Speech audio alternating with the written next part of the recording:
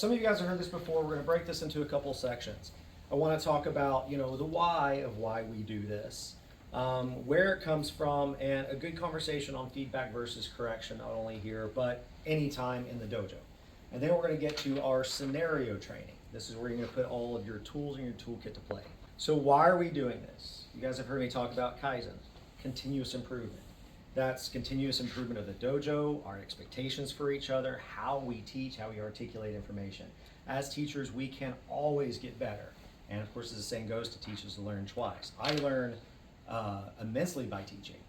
And if I can learn to do it better, I learn even better. So, upholding the quality of what we do.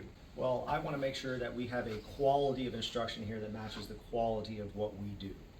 Retention and application. It's one thing just to show a thing, but then when you can get people to retain it, let's just say it's much better for everyone, right? If I have to show Julia like the same technique every single time you come in, we could just say like, Julia is lazy, she's dumb, she's not getting it. I would never say that to you, to your face.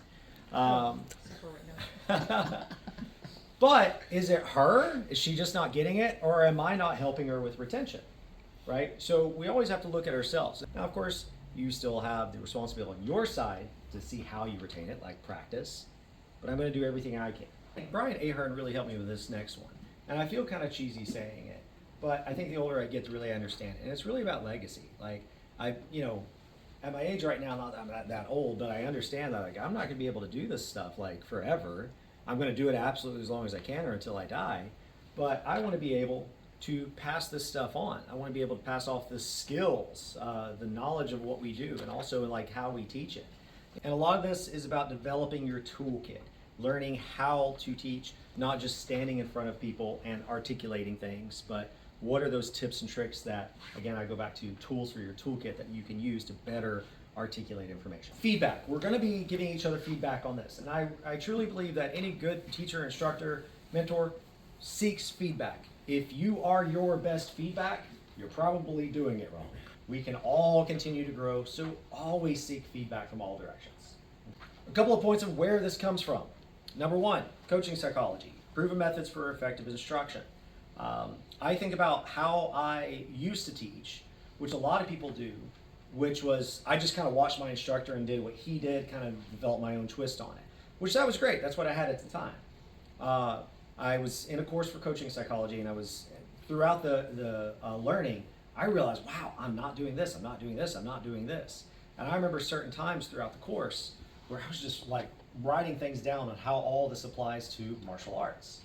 I'm not going to sit here and say I'm the best teacher ever, but I am going to try to deliberately use specific techniques in teaching for better retention, better articulation.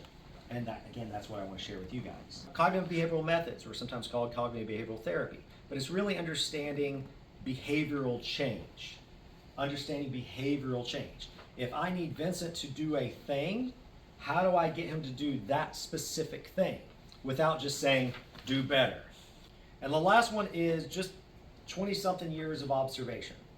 I trained at a lot of schools, I visited a lot of schools to try to see what works and what doesn't work. So we want to make sure that we're building a culture of communication and continuous growth.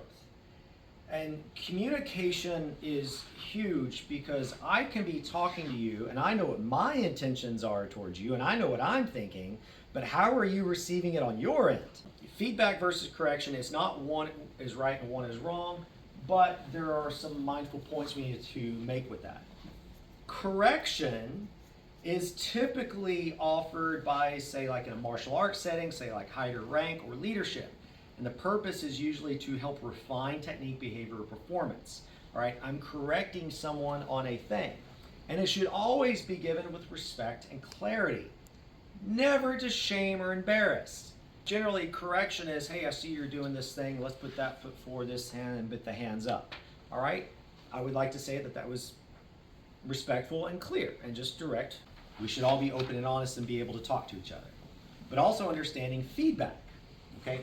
Feedback is like sharing observations, of course, always respectfully. Feedback can give at any level. I can give Sensei Chris feedback, he can give me feedback. And I welcome feedback at all levels. Maybe a white belt shouldn't go up and attempt to correct a black belt, But a white belt, brown belt, any belt can go up and share observations. Understanding that where there's correction and we should always be giving feedback, it really helps to keep the community humble and open.